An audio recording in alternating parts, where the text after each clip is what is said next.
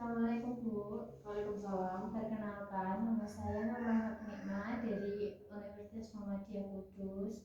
Nah, di sini saya sebagai mahasiswa akan melakukan satuan acara penyuluhan mengenai persiapan kehamilan yang sehat. Tugas ini disusun oleh kelompok kami dari kelompok 2, kelas A semester 4 Ibu. Yang pertama pengertiannya. Yang pertama dari persalinan adalah proses alamiah di mana terjadi dilatasi serviks, lahirnya bayi dan plasenta dari rahim ibu. Bila ibu hamil sebentar lagi akan melahirkan, perlu mengetahui hal-hal apa saja yang perlu diketahui oleh ibu hamil dan persiapan baik secara normal maupun operasi sesar. Yang pertama, apa yang harus dilakukan oleh ibu hamil? Yang pertama, buat janji pemeriksaan dengan petugas kesehatan agar tidak menunggu lama. Yang kedua, pelajari dan terapkan panduan menjaga kehamilan sehat yang ada di buku KIA. Yang ketiga, segera periksa ke Fasyankes atau fasilitas kesehatan jika ada tanda bahaya kehamilan ibu. Yang pertama, trimester 1. Lakukan pemeriksaan dengan tes pack di rumah. Saat usia kandungan 11-13 minggu, cukup 1 kali pemeriksaan. Dalam kunjungan ini akan dilakukan pemeriksaan USG dan tes darah untuk mendeteksi kelainan yang mungkin dialami oleh ibu hamil dan janinnya ibu. Terus, bila hasil tes positif, ibu hamil dapat menghitung usia kehamilan mulai dari hari pertama haid hingga hari haid terakhir atau yang biasa disebut HPHT. Kemudian manfaatkan fasilitas konsultasi online dengan dokter kandungan, perawat, dan bidan. Ibu hamil bisa mengikuti kelas kehamilan online dengan mengajarkan cara menjaga dan mengawasi kehamilan secara mandiri di rumah. Kemudian, jika pernah mengalami kehamilan ektopik atau ibu hamil, disarankan untuk langsung memeriksakan kehamilan ke dokter kandungan. Ketika hasil tes pack positif, tidak perlu menunggu hingga usia kehamilan 11 minggu. Terus, trimester 2, hamil hanya perlu melakukan kunjungan fasilitas kesehatan 1 kali untuk melakukan pemeriksaan USG kehamilan atau biasanya itu usia kandungan 20 minggu.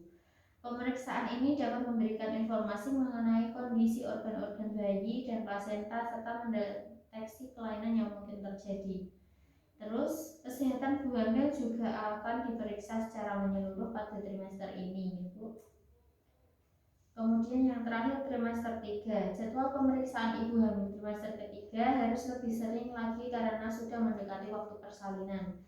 Pada kunjungan-kunjungan ini akan dilakukan pemeriksaan darah, pemeriksaan urin, pemeriksaan USG untuk memantau tumbuh kembang dan posisi janin serta untuk menentukan rencana persalinan.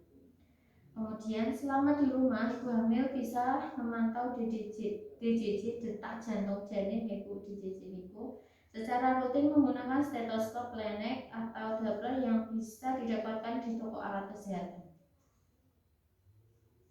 Selanjutnya, kapan untuk jadwal kunjungan ibu hamil? Yang pertama, 1 kali saat 28 minggu.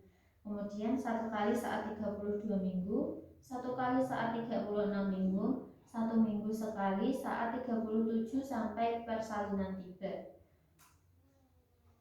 Kemudian pilihan tempat melahirkan. Yang pertama, pilihan tempat melahirkan baik itu di rumah, klinik atau rumah sakit mempertimbangkan resiko dan manfaatnya. Bisa didiskusikan dengan ahlinya ibu. Kemudian, bila ibu hamil ingin melahirkan di klinik atau di rumah, pastikan ada ambulans atau kendaraan yang dapat menjangkau tempat ibu hamil bersalin.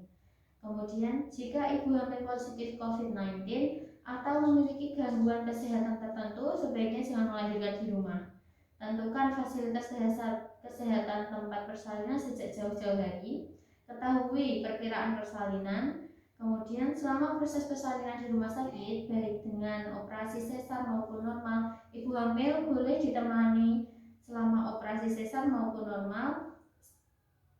Ibu hamil boleh ditemani ibu, boleh bapaknya atau ibunya juga boleh. Kemudian, jika pendamping ibu hamil memiliki gejala COVID-19 atau sedang tidak sehat, ia tidak diizinkan masuk ke ruang bersalin. Hal ini dilakukan agar ibu hamil, bayi, dan dokter atau bidan yang membantu persalinan tidak tertular virus COVID. Selanjutnya, metode melahirkan. Yang pertama, ibu hamil dibebaskan untuk memilih metode persalinan, apakah akan melahirkan normal atau dengan operasi sesar.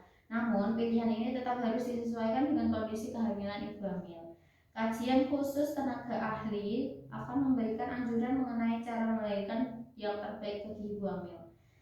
Terus, operasi sesar biasanya hanya diwajibkan pada kondisi tertentu, misalnya infeksi herpes genital atau HIV pada ibu hamil, kehamilan dengan plasenta previa, atau kehamilan dengan posisi janin yang tidak normal. Selain itu bisa dengan metode normal ibu. Kemudian selanjutnya, prinsip makanan yang baik bagi ibu hamil. Yang pertama, jangan diet selama hamil. Yang kedua, makan dengan porsi kecil tapi sering. Yang ketiga, minum vitamin secara teratur. Terus yang keempat, minum air yang cukup. 5. Hidrasi makanan yang dapat menyebabkan infeksi seperti daging mentah. 6. Jangan minum yang mengandung alkohol dan batasi minum kopi serta teh karena mempengaruhi berat badan bayi, keguguran, atau penyerapan zat besi. Sekian dan terima kasih. Apakah ada yang ditanyakan? Tidak. Jika tidak, saya akhiri ya Bu. Maaf jika ada salah kata. Wassalamualaikum warahmatullahi wabarakatuh. Waalaikumsalam warahmatullahi wabarakatuh.